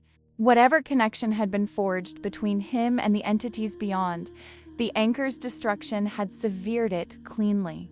But the physical wounds remained, deep gouges in his flesh that would certainly scar and might become infected if not properly tended. Astrid worked carefully, cleaning each cut and packing them with crushed herbs that the old woman of her village had taught reduced inflammation and promoted healing. She bound his torso with clean linen, wrapping it tightly enough to hold the wounds closed, but not so tight as to restrict breathing, and helped him into a fresh tunic that one of the other thralls had left hanging to dry.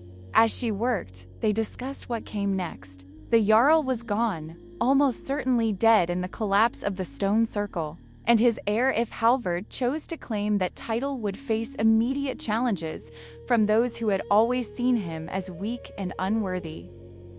Torsten would likely be among the first to contest any claim, arguing that strength and proven capability mattered more than blood in choosing who would lead the clan. Others would point to Halvard's youth and his months of illness as evidence of his unfitness to rule. And underlying all of it would be the question of what exactly had happened at the stone circle, what dark magic the Jarl had been practicing, and whether his son had been complicit or victim. Halvard told her honestly that he had no desire to be Jarl, to sit in his father's seat and make decisions that would affect the lives and fates of everyone in the compound. He had been raised for leadership, but had never been suited to it, lacking both the casual brutality that men like Torsten possessed and the calculating intelligence that his father had demonstrated. What he wanted, he said with surprising firmness, was to leave to take what few possessions he could claim as his own and depart. Before the power struggles and accusations began in earnest, Astrid asked where he would go, what life existed for a young man without clan or support in a world as harsh as the one they inhabited. He admitted he did not know, had not thought beyond the immediate desire to escape the place that held so many painful memories. Perhaps he would travel south, where the Christian kingdoms were said to be more organized and less dependent on personal strength for survival. Perhaps he would join a ship crew and learn to navigate by stars and currents, letting the sea carry him wherever fate intended. Or perhaps he would simply walk until he found somewhere that felt less stained by blood and failure. She found herself saying that she would go with him, the words emerging before conscious thought could stop them. She had no ties to this place beyond the chains of slavery, no reason to remain once the opportunity for escape presented itself. The compound would be in turmoil for weeks as the warriors sorted out succession and power, and a single missing thrall would be noted but not pursued with any great energy. They could leave today, she suggested, before anyone thought to assign blame for what had happened, or began asking too many questions about how a bound boy and a slave girl had been present at the stone circle when it collapsed. Halvard looked at her with an expression that contained gratitude and something deeper that neither of them had words for yet. He told her that he would be glad of her company, that she had saved his life twice now, and he owed her a debt that could never truly be repaid. But he wanted her to understand that the road ahead would be dangerous and uncertain, that they would be fugitives of a sort with no guarantee of finding safety or acceptance wherever they went. She deserved to make that choice with full knowledge of its costs. She told him she had been a fugitive since the day the raiders came to her village, had been living in uncertainty and danger for 2 years before ever meeting him. At least now she would be choosing her own direction rather than being dragged along by forces beyond her control. And perhaps together they would be stronger than either could be alone, he with his knowledge of Norse lands and customs, she with her southern roots and different perspective. It was not much of a plan, but it was more than she had possessed since the moment her old life ended in fire and blood. They gathered what they could, food stolen from the kitchens, while the cooks were distracted by gossip and speculation. A knife and a small hand axe from the storage sheds, cloaks, and boots that would serve for travel. Halvard retrieved a small pouch from his sleeping chamber that contained silver coins his father had given him over the years, payment for accomplishments, or simply guilt offerings during the brief moments when the old man remembered he had a son. It was not much wealth, but it would buy passage on a ship or lodging at an inn, enough to get them started on whatever journey they were undertaking. As they prepared to depart, moving toward the south gate which stood farthest from the chaos centered around the great hall, Astrid asked Halvard if he felt any grief for his father. The Jarl had been a terrible parent in many ways, had ultimately tried to sacrifice his own son for impossible goals, but he had also been the only family Halvard had ever known. The young man was quiet for a long moment, considering the question with the seriousness it deserved, before answering that he felt something more complex than simple grief or relief.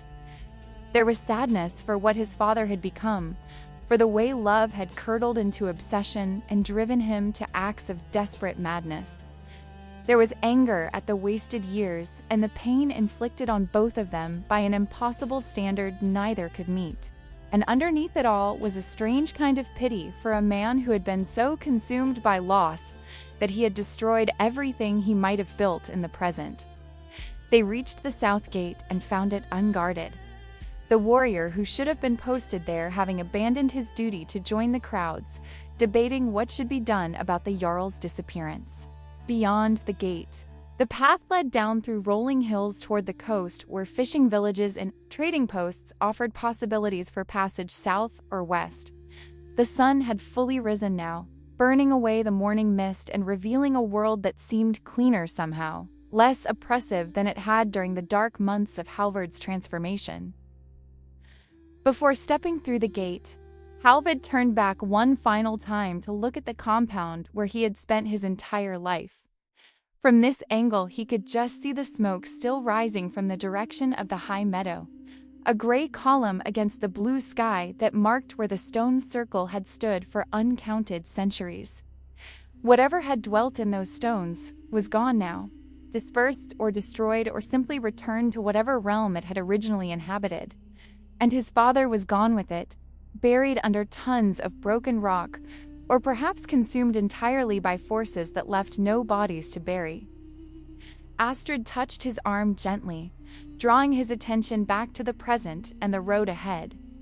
She asked if he was ready, if he was certain this was what he wanted, and he nodded without hesitation. Whatever doubts he might have about the future, he had none about the necessity of leaving the past behind.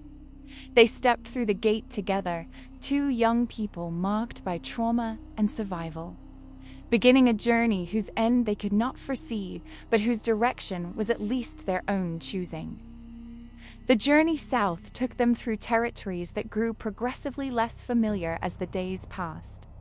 They followed the coast when possible, staying to smaller paths that avoided the major trading routes where questions might be asked and descriptions might be remembered. Halvard's silver bought them passage through villages that might otherwise have turned them away, and Astrid's ability to remain unnoticed and unremarkable served them well when suspicion arose about two young people traveling alone without visible escort or obvious purpose. They learned each other's stories during the long hours of walking, trading pieces of their pasts like merchants exchanging goods. Astrid spoke of her village and the life she had known before the raiders came. Simple existence centered around farming and fishing, brightened by seasonal festivals and the occasional traveling merchant. She described her mother's skill with herbs and healing, her father's pride in the small church he had helped build, her brother's infectious laugh that she could still hear echoing in memory. She told of the raid itself, speaking matter-of-factly about violence and loss, because to speak otherwise would be to give it power she refused to grant. Halvard shared what he knew of his mother, pieced together from overheard conversations and his father's drunken ramblings. Ingrid had been the daughter of a minor Jarl from the western fjords, married off to seal an alliance that both clans needed. By all accounts, she had been intelligent and strong-willed, refusing to simply accept her role as breeding stock for the next generation of warriors. She had learned to read runes when most women were forbidden such knowledge, had insisted on attending the thing meetings where clan business was conducted, and had apparently managed to find genuine affection for the gruff warrior she had been forced to marry. Her death had broken something in the Jarl that had never healed, transforming grief into the obsession that had ultimately destroyed them both. They avoided other travelers when possible, but occasionally circumstances forced interaction. In one coastal village where they stopped to refill their water skins, they encountered a Christian monk traveling north to establish a monastery among the pagan Norse. He eyed them with professional interest, perhaps sensing souls ripe for conversion, and engaged Halvard in conversation about the old gods and the new. The monk spoke of a god who offered salvation through faith rather than strength through sacrifice, who promised eternal peace rather than eternal battle. Halvard listened politely but without real interest. He had seen what came of bargaining with powers beyond mortal comprehension, and he had no desire to trade one set of supernatural obligations for another.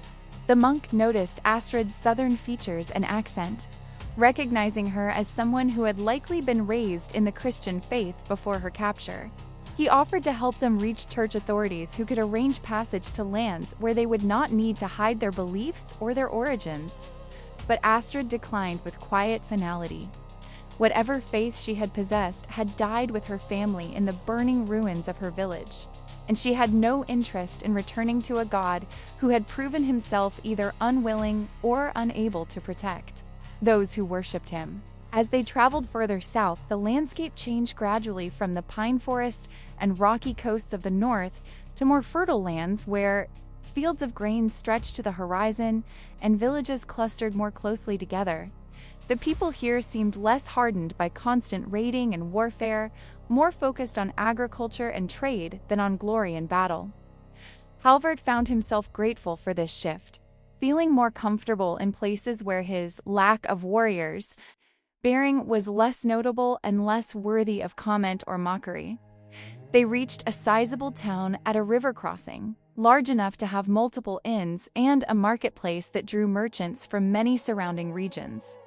Here they sold the last of Halvard's silver arm rings, receiving in return copper coins that would stretch further for everyday purchases.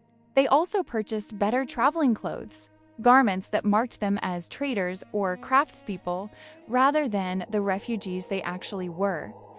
The transformation was remarkable, properly dressed and carrying themselves with more confidence.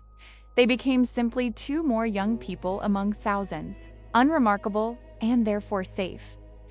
In the marketplace, Astrid discovered a small shop that sold books and manuscripts, a rarity in these lands where literacy was still unusual outside of monasteries and noble households. The proprietor, an elderly man whose fingers were stained with ink and whose eyes struggled to focus on anything not directly in front of his face, showed them texts in multiple languages ranging from Latin, religious, works, to Norse sagas, to stranger volumes from Eastern lands. Among these, half hidden on a bottom shelf, Astrid found something that made her blood run cold. It was a manuscript bound in the same wrong-looking leather as the one they had seen in the Jarl's chest, covered with the same dense, crabbed writing that switched between languages and alphabets without pattern. The old shopkeeper noticed her reaction and explained that such books occasionally appeared in his inventory, brought by travelers who found them in ruins or inherited them from relatives who had dabbled in forbidden knowledge. He never read them himself, he assured her, had learned early in his career that some texts were better left closed and sold quickly to those foolish enough to desire them. Halvard joined her, recognizing the manuscript for what it was, and asked the shopkeeper how common such books were. The old man shrugged, saying that he saw perhaps 1 or 2 per year, always from different sources, but all bearing the same sense of wrongness that made even the most hardened collectors nervous. He had heard rumors that they were all copies of a single much older text, something that predated not only the Norse and the Christians, but even the Romans who had once ruled these lands. Whoever had created the original had apparently intended for it to spread, to plant seeds of its particular corruption in as many places as possible. They left the shop without purchasing anything, both shaken by the discovery that what had nearly destroyed Halvard was not unique, but rather part of a pattern that stretched across time and geography. Somewhere, perhaps many somewheres, other rituals were being performed by people who thought they were bargaining for power or knowledge or the return of lost loved ones. And in each case, the result would be the same: corruption, transformation, and the gradual erosion of the boundaries that separated the mortal realm from spaces where mortal minds could not safely venture. That night, sharing a room at one of the town's inns, they discussed what responsibility, if any, they bore for this knowledge. Should they try to warn people about the manuscripts and the rituals they described? Should they seek out other copies and destroy them when possible? Or should they simply focus on their own survival and let others make their own mistakes, as Halvard's father had done? Neither felt comfortable with any of these options, each seeing problems and dangers in every potential course of action. Halvard eventually concluded that they were not equipped to fight this kind of threat on any meaningful scale. They were just 2 young people with no resources, no authority, and no real understanding of the forces they had barely survived encountering. The best they could do was remember what had happened, carry that knowledge forward, and perhaps use it to help others if circumstances ever put them in position to do so. It was not a satisfying answer, but it was realistic, a recognition of their limitations and the scope of a problem that was far larger than themselves.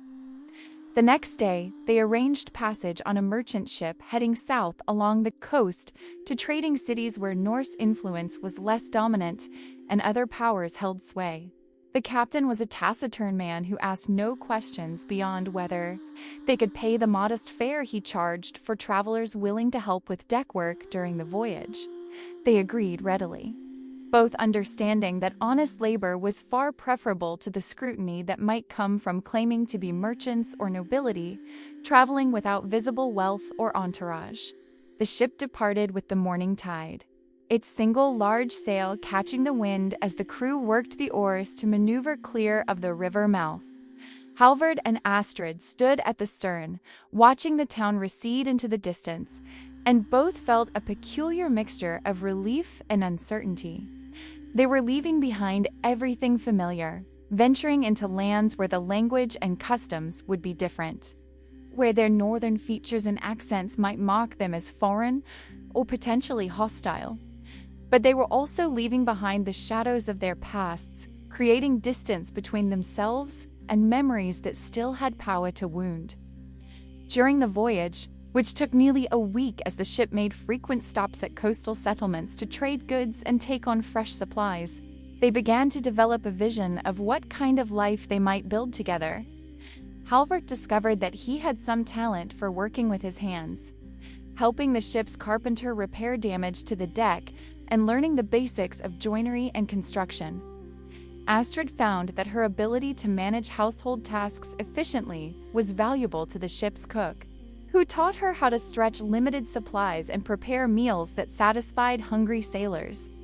They spoke tentatively about finding a place where they could establish themselves, perhaps one of the larger trading cities where skilled craftspeople were always in demand, and questions about origins were less important than ability to do good work. Halvard could apprentice himself to a carpenter or shipwright, learning a trade that would provide steady income. Astrid could work as a healer, or perhaps in a market stall.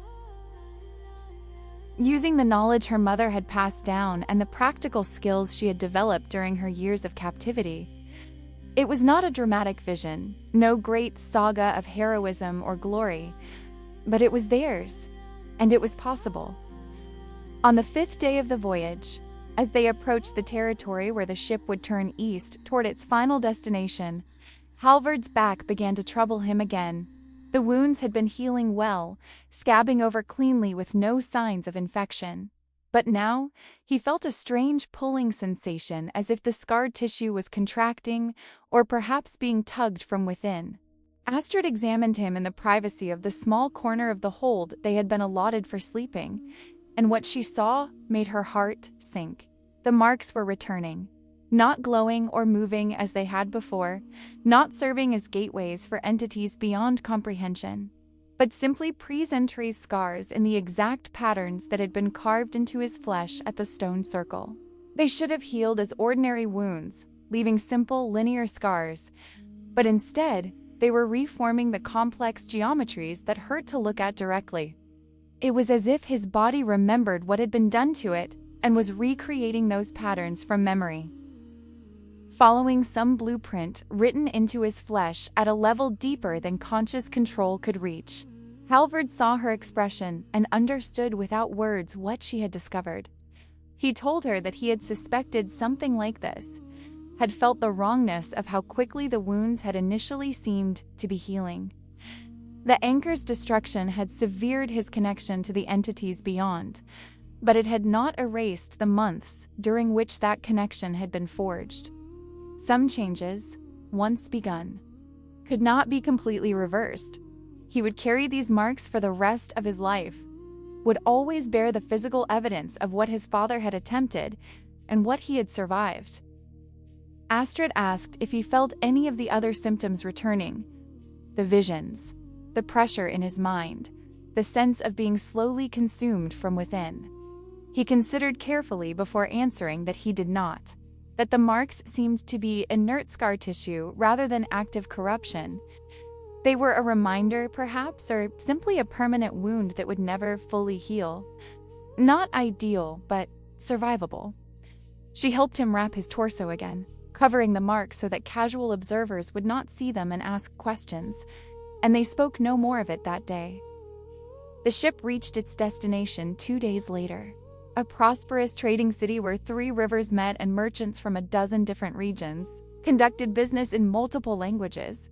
The captain gave them directions to the craftsman's quarter, where someone with Halvard's emerging skills might find apprenticeship, and wished them well with the casual benevolence of someone who had ferried countless passengers and would remember them no more specifically than any others.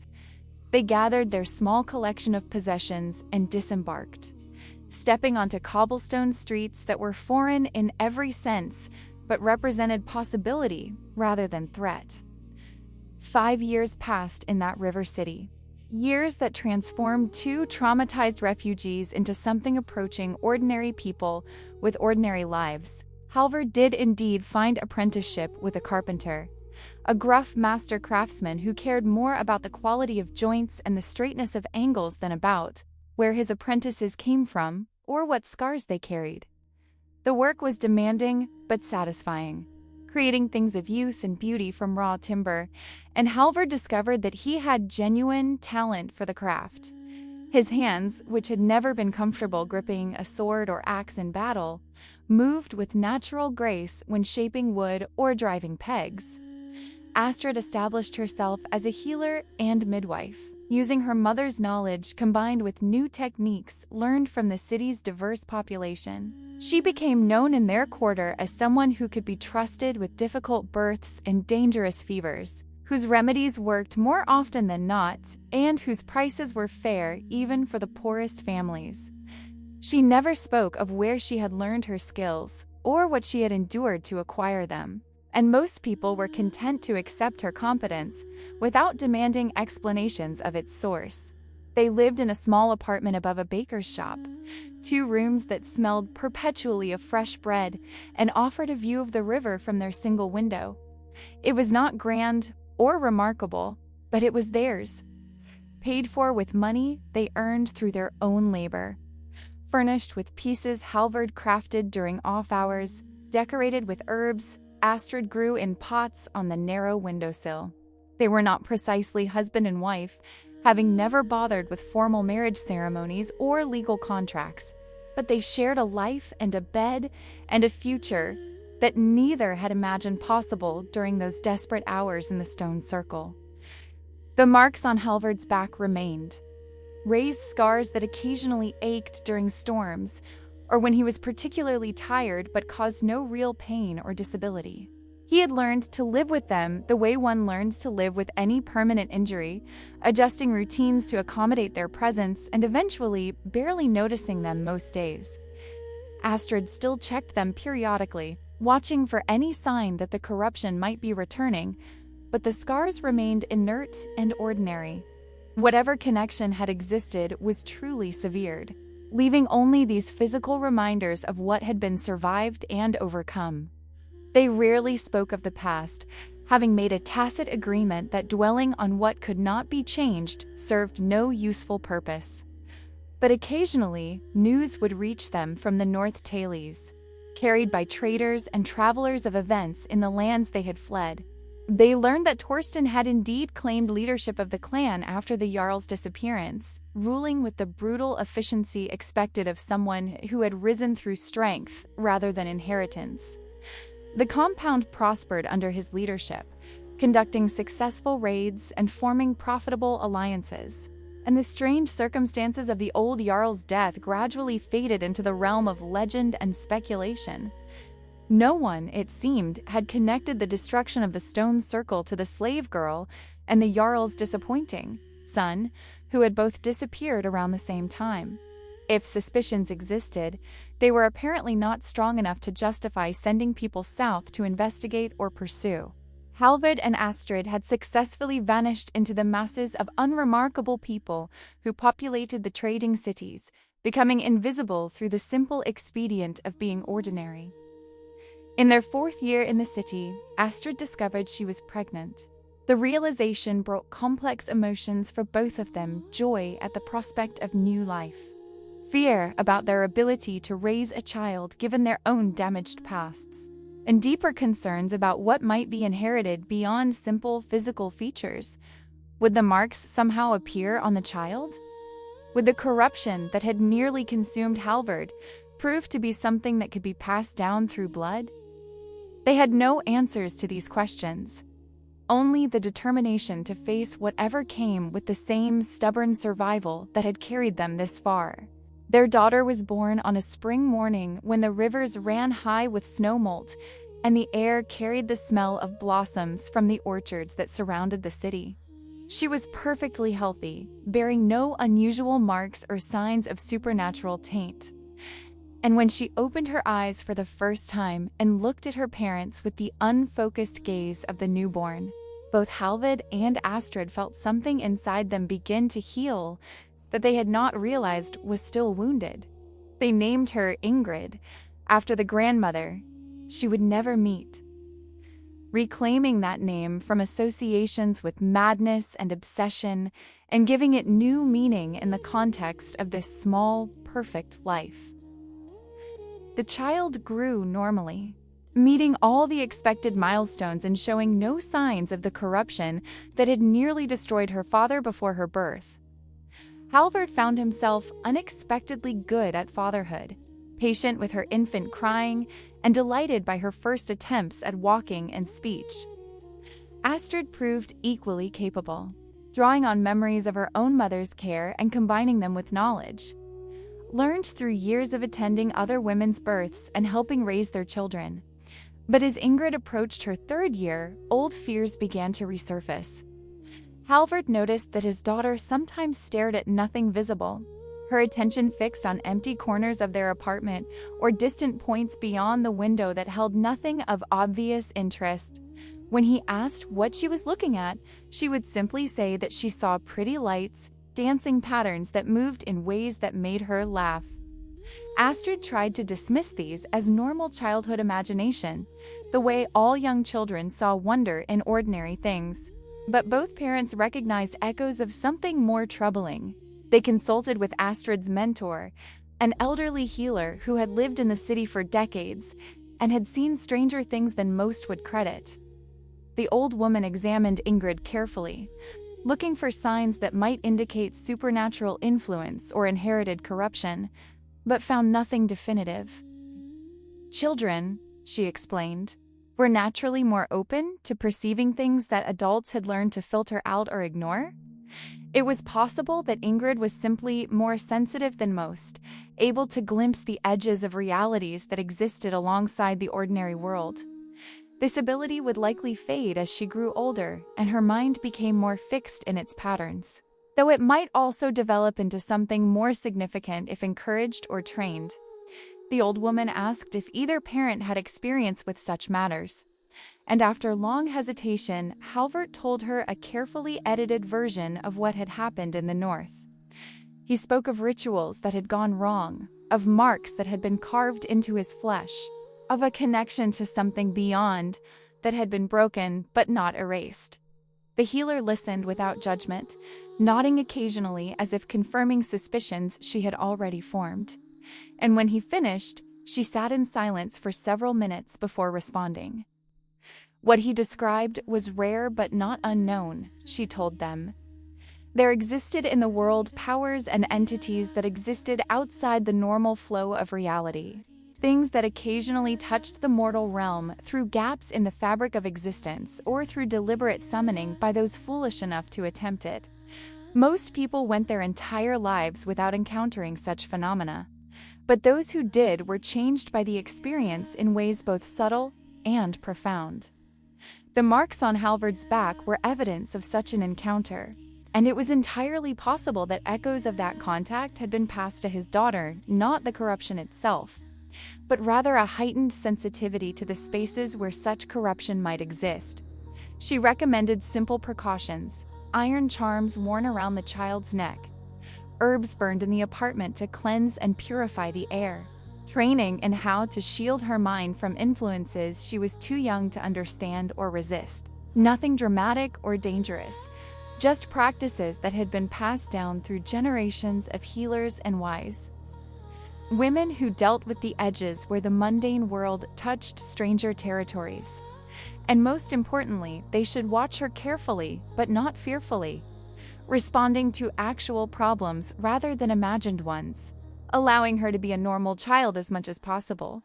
They followed this advice, integrating the protections into their daily routines so seamlessly that Ingrid never thought of them as anything unusual. The strange visions or sensitivities or whatever they were did indeed fade as she grew older, becoming less frequent and less intense until they were merely occasional odd moments rather than constant features of her experience. By the time she was 6, she had largely forgotten about the pretty lights and dancing patterns, her attention captured instead by the normal concerns of childhood friends and games and the stories her father told her before sleep. Those stories were always carefully chosen, never the violent sagas of heroes and battles that dominated Norse oral tradition, but instead tallies of clever people who solved problems through intelligence rather than strength, of kindness repaid and communities built through cooperation.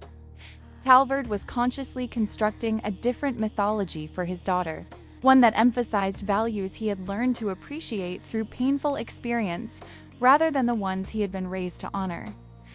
Astrid contributed stories from her own childhood, tales of saints and miracles from the Christian tradition, but stripped of their religious context, and reframed as simple moral fables about choosing right over wrong. As Ingrid grew into her 7th and 8th years, both parents began to relax slightly, allowing themselves to believe that perhaps they had succeeded in protecting her from the shadows that had defined their own youths.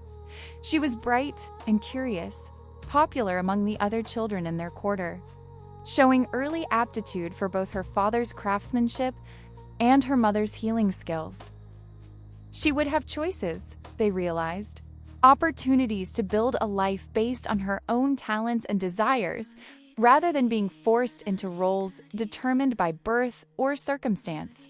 On Ingrid's 9th birthday, they took her to the river for a celebration, bringing bread and cheese and sweet cakes from the baker who owned their building.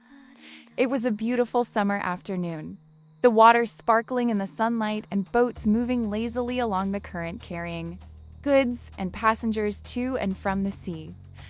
Ingrid ran along the riverbank with other children, her laughter carrying across the water. And watching her, Halvard felt something he had not experienced in years: simple, uncomplicated joy untainted by memory or fear. Astrid took his hand as they sat on the grass watching their daughter play, and told him quietly that she was proud of what they had built together. They had taken trauma and loss and somehow transformed it into this: a life, a family, a future. Not perfect, never that, but real and theirs and worth protecting. He squeezed her hand in response, unable to articulate the complex mixture of gratitude and love and persistent low-level dread that defined his inner landscape, but knowing she understood without words. That night, after Ingrid had fallen asleep in the small alcove that served as her bedroom, Halvard stood at their window looking out over the city. The river reflected starlight in broken fragments, and in the distance he could hear the calls of night watchmen and the sounds of taverns still serving customers who were not yet ready for sleep. It was a peaceful scene, ordinary in every way, and he tried to memorize it, to capture this moment of calm against the possibility that it might not last. The marks on his back had begun to ache again, a dull throb that he recognized from experience as preceding storms. But there was also something else, a sensation he had not felt since those final moments at the stone circle, a faint pressure at the edges of his consciousness, as if something very far away was gently probing at boundaries it should not be able to reach. He told himself it was imagination, residual trauma manifesting as phantom sensation, but he could not entirely convince himself. Some doors, once opened even briefly, were never completely closed. Astrid joined him at the window, wrapping her arms around his waist from behind and resting her head against his shoulder. She asked if he was thinking about the past, and he admitted that he was not dwelling on it exactly, but acknowledging its continued presence in his life and his daughter's. She told him that they had done everything they could to protect Ingrid, that whatever came, they would face it together as they had faced everything else, and that dwelling on possibilities that might never materialize served no useful purpose. He knew she was right, knew that the best he could do was live in the present and deal with problems as they arose rather than anticipating every potential disaster. But he also knew that he would never completely escape the shadow of those months when something from beyond the mortal world had tried to use his body as a gateway. The marks would always be there, reminders carved into his flesh that some knowledge and some experiences could never be completely left behind. The years continued to pass. Ingrid grew into adolescence, showing all the normal challenges and changes that age brought, with no signs of the corruption or sensitivity that had worried her parents when she was younger. Halvard's carpentry business prospered to the point where he was able to take on his own apprentices, passing forward the knowledge he had learned and the values he had developed. Astrid's reputation as a healer grew until she was consulted on difficult cases from across the entire city, her skills saving lives that might otherwise have been lost. They never returned to the north.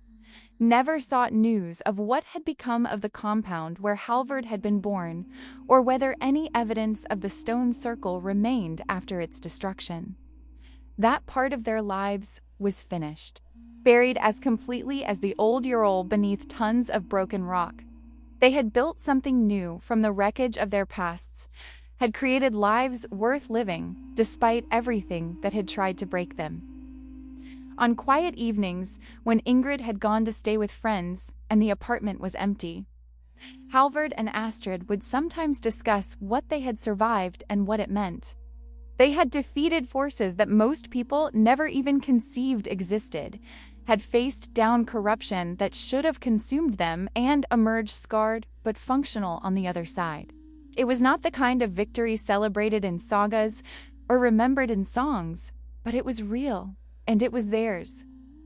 And in the end, perhaps that was enough to have survived, to have built something worth protecting, to have passed forward a legacy not of power or glory, but simply of stubborn human persistence in the face of forces that sought to erase or transform humanity into something else entirely.